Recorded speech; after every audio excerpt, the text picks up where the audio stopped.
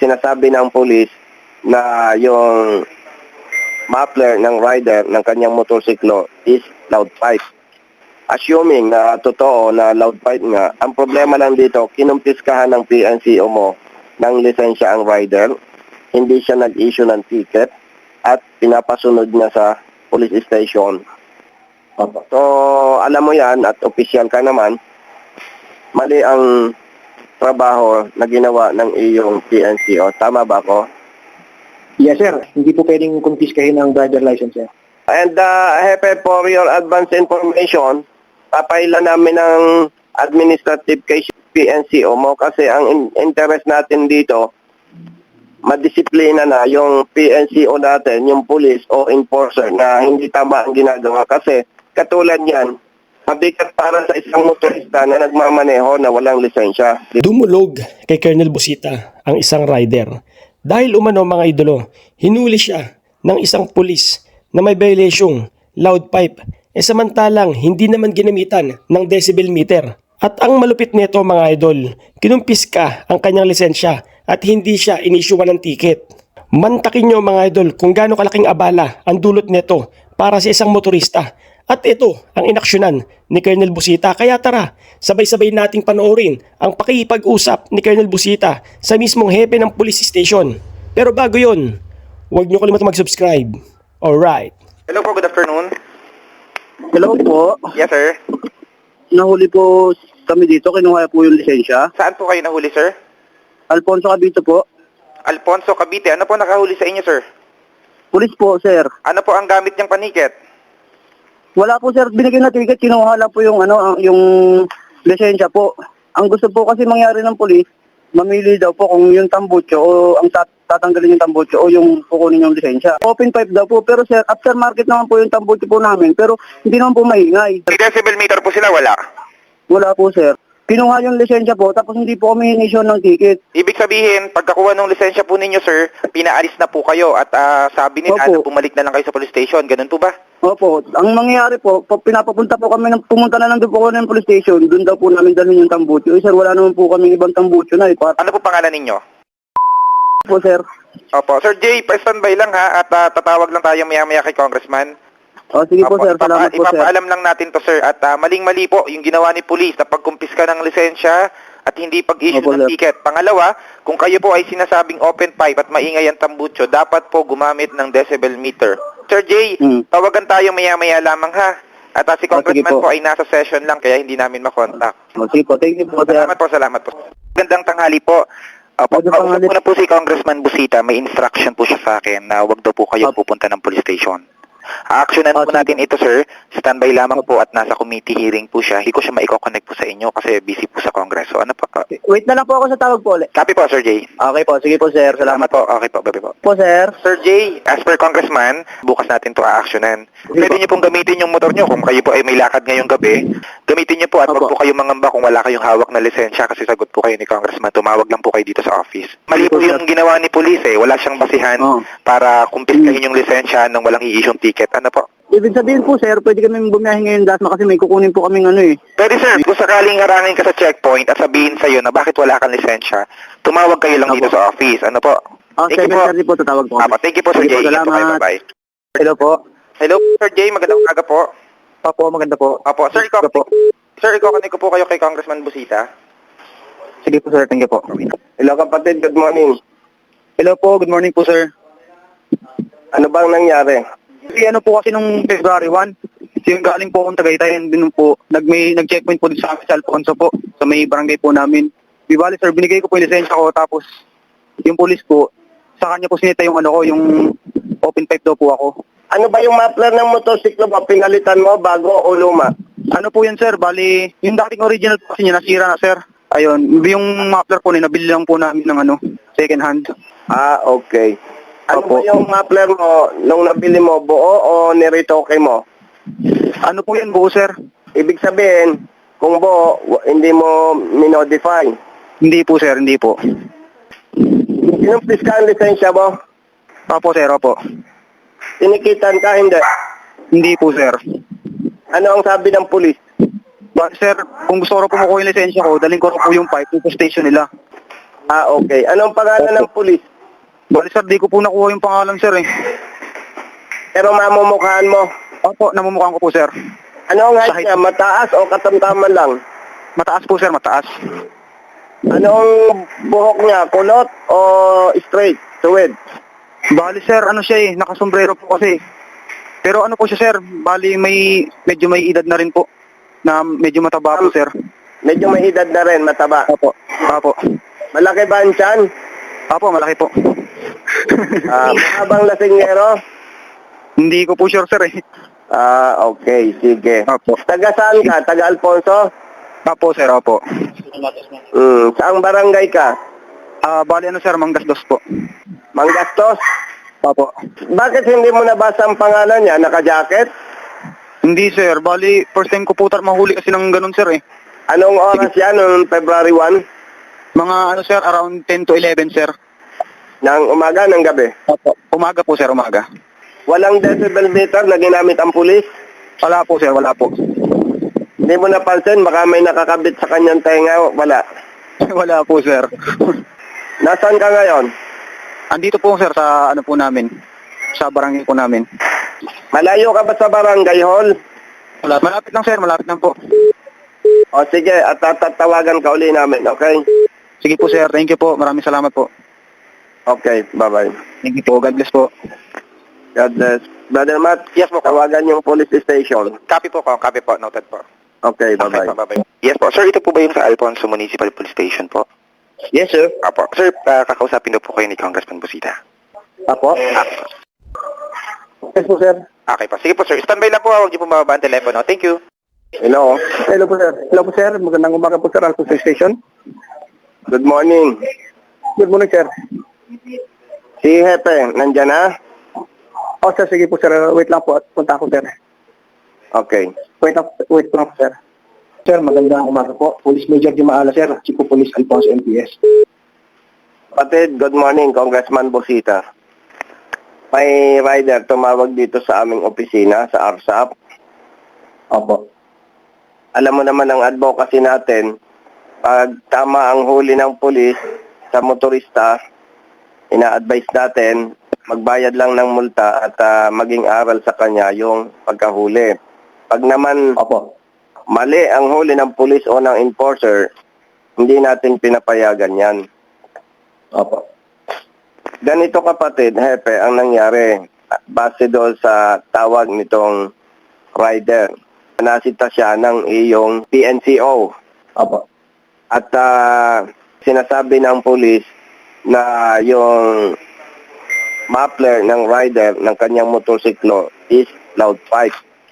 Assuming na totoo na loud pipe nga, ang problema lang dito, kinumpiskahan ng PNCO mo ng lisensya ang rider, hindi siya nag-issue ng ticket at pinapasunod niya sa police station. Opo. So, alam mo yan at official ka naman, mali ang trabaho na ginawa ng iyong PNCO. Tama ba ako? Yes sir. Hindi po pwedeng kumpiskahin ang driver license sir. Yon, eksakto. Walang justification yung kung good faith o hindi, di ba? Tama po kayo sir. Oo, dahil ang police, public servants yan eh. Hindi pwede yung kung anong gusto, pwedeng gagawin, di ba? Tama po sir. Ganito, Hepe, ang request ko sa iyo, by the way, ang PNCO mo at ang rider, pareho kong hindi kilala. Wala akong pwedeng kilingan o panigan. Ang gusto lang natin, ang ginagawa ng pulis, alinsunod sa batas. Yes sir. Kausapin mo yung iyong personnel, hindi nakuha ng rider ang pangalan. Siyempre, hindi mo rin ma-blame yung rider. Siguro, hindi niya ini-expect yun. So, paki-identify kung sino siya. Ang request ko lang, on behalf of the rider, pakidala yung kanyang lisensya sa barangay. Meron bang barangay Manggastos dyan? Manggastos. Manggasdos. Yes sir, meron po. Manggasdos. Manggastos. Oo. Yes sir. Kung na-find out mo na tama ang version at itong sinasabi ng rider, pakiusap lang, on behalf of the rider, pumunta sa barangay Manggastos, itong PNCO mo, at isurrender sa barangay ang lisensya ng rider at doon ko na lamang ipapipick up. Sir, pwede ko po malaman kung anong oras po siya pwede sa barangay? Kasi para ma-identify ko rin po kasi marami pong huli po everyday eh. Malaman ko lang po kung sino po yung tao na na-apprehend po. Okay. Hepe, saglit ha. Brother Matt, anong pangalan ng rider?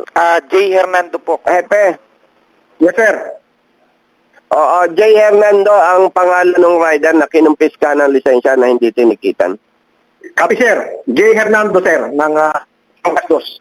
Let me know kung anong oras mo papupuntahin yung iyong PNCO. Sir, ngayon po. Right away, sir. Okay, and tayo naman, Hepe, alam mo naman, nagkasama tayo sa serbisyo, doon lang naman tayo sa tama. Opo, sir. Sir, nagpapasalamat din po ako sa opportunity, sir, at natutulungan nyo kami, sir, ma-spot check, ma-spot correct po natin yung mga tao natin, sir. Oh, and Hepe, for your advance information, papailan namin ng administrative case PNCO mo kasi ang interest natin dito, madisiplina na yung PNCO natin, yung police o enforcer na hindi tama ang ginagawa. Kasi katulad yan, mabigat para sa isang motorista na nagmamaneho na walang lisensya, di ba? Opo, sir. Pangalawa, naapektuhan yung pamumuhay nila eh.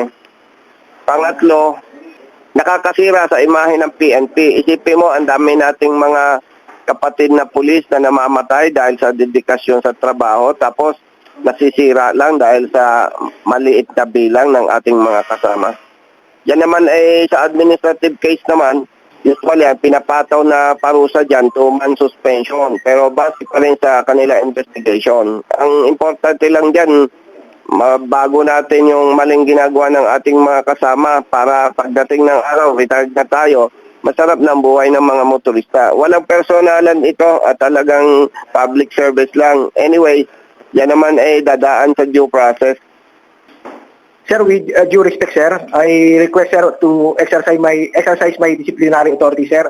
Kung ipagkakatiwala mo, sir, ako na po ang magdidisiplina sa tao ko, sir. Malaman ko lang po kung sino po itong nirereklamo niya. At hindi naman po ako papayag na hindi po maitama yung kanyang pagkakamali, sir. Okay, sige. Gagalangin ko yung iyong position at yung iyong request. Yes, sir. Maraming salamat, sir.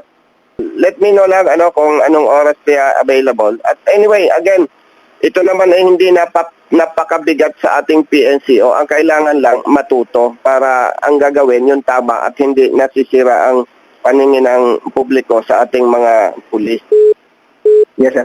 Sir, pwede ko pong malaman anong oras po siya available para ako na po mismo pupunta at tumarap sa kanya para po makuha ko yung ibang detalye at makapagpasagawa na po agad ako ng investigation, sir. Okay, very good. Mas maganda. Actually, anytime, pag sinabi mo na ready ka na, anytime, nandun lang, pare-reporting ko lang sa barangay hall itong rider. And again, Hepe, with all due respect, actually, pwede kong pa-reportin dyan yung rider. Kaya lang ganun, once pina-report ko dyan, para na rin in-accept namin itong mali ng pulis. Kaya makakabuti na magpakumbaba tayo, nagkamali tayo, yung ating tao, kaya tayo na mismo ang lalapit doon sa sinasabing na biktima ng maling pagpapatupad ng batas. Okay ba yon? Yes, sir.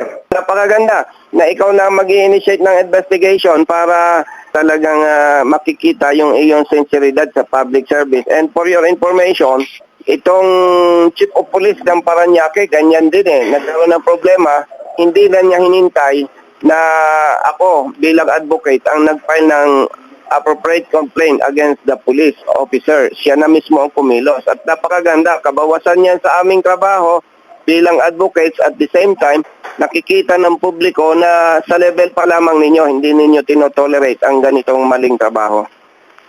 Yes, sir. Sir, kaisa niyo po kami para po sa maayos at mapabuti po yung pagpapatupad po ng batas ng ating kapulisan sa araw-araw. Okay, sige, maraming salamat. Hindi na kita balahin, mangyari lamang na mag-return call ka dito para sa update at nang mai-advise ko sa concerned rider na makipagkita sa iyo sa barangay hall ng Mangas 2. Okay? Copy, sir. Okay, thank you in advance. Bye-bye. A few moments later. Morning. Sir, may miss call po kayo? Ako, regarding po sa instruction ni Congressman Busita, Ay, ako, yes po, sir. regarding po doon sa details ni Mr. J. Hernando, kasi pupuntahan ko po siya para po sa concern na yan. Sir, nakuha na po ba yung lisensya po? Natukoy na po?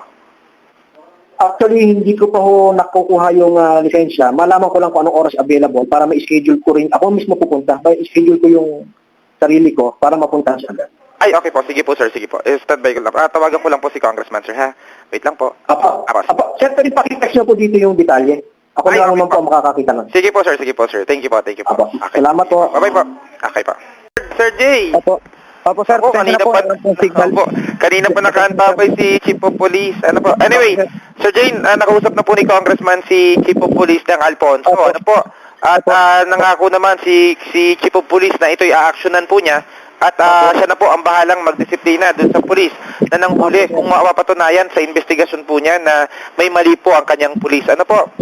Opo, base po sa ating base po sa pag-uusap ni Congressman Busita at ni Chief of Police, nakita naman po natin yung sinseridad po ni Chief of Police na tulungan po kayo. Ano po? Sir, with your permission, bibigay ko po yung number niyo para matawagan po kayo ni Chief of Police para ma-interview niya kayo. Opo, sir. Thank you po. Okay, sige sir. Sir, please, pa-active lang po ng number natin. Opo, Number sir. nyo? Pasensya na po. Nawalan po ang signal, sir. Okay Opo, po, active sige naman po. po. Ipo-forward ko po ngayon yung number nyo sa kanila, ha? Okay po. Thank you po, Sige, sir. sir. Salamat po. Ingat po kayo. Thank you po. Update niyo po kami, sir, agad after niyo mag-usap. Okay po. Thank you po, sir. Salamat po, sir. Salamat. Hello po, Sir Jay. Good afternoon. Opo. Good afternoon po, sir. Opo, Sir Jay, si Brother Matt po ito. Sir, kamustahin ko lang. Ano pong update na? Ako na po, sir. Nakuha ko na po yung lisensya ko, sir. Ay, okay. Buti naman. Sige, sir. Ibalita na lang po natin ito kay Congressman Busita, ha? Opo. Opo. Thank Sir, you po, si Happy po bang naghatid dyan? Opo, sir. Opo. Ay, okay. Buti naman po. Sige, sir. Iko-connect ko po kayo kay Congressman Busita. Standby lang. Hello kapatid, Hello po. good afternoon. Good afternoon, sir. Maganda po. Nakausap mo na ba yung hepe ng police dyan sa inyo? Opo. Ibinalik na po sa akin yung lisensya ko, sir. Okay na po. Okay na po, sir. Dinala na po. O, saan kayo nagkita ng hepe ng police station? Bali po, sir. Pumunta po sila din sa bahay po namin, sir. Okay. Kinuhanan ka na sa Laytay. Opo, sir. Kaya ka namin tinulungan. Una, hindi tama na mag-confisca ang police o ang enforcer ng lisensya na hindi mag-ticket sa motorista. Opo, sir. May paglabag ka o wala, hindi dapat ganun ang ginagawa ng police. Okay? Opo. Opo, sir. Maraming salamat po.